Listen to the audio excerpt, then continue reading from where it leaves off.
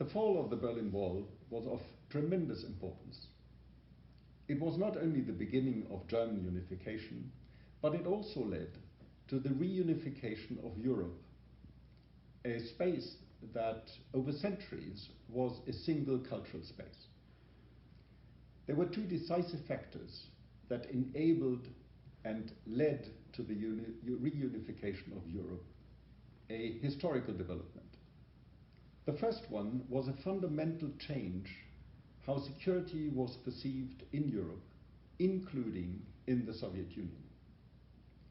Security was no longer perceived as a zero-sum game, a security where I have more security than you have, if my zone of influence is greater than yours.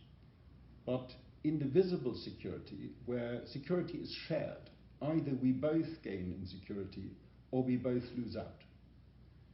That achievement of the indivisibility of security was owed to the CSE at the time.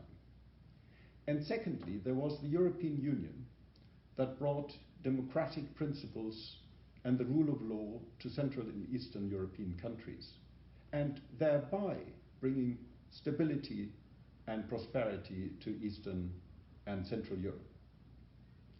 We always thought that these developments and these achievements are irreversible because they are achievements of mankind, but far from it. Russia today, in its foreign policy, gave up the notion of indivisibility of security, but went back to a thinking in zones of influence. And there are some European partners that question democratic principles and the rule of law. Here's our task in the European Union. We must strengthen and reinvigorate the principles of democracy and the rule of law.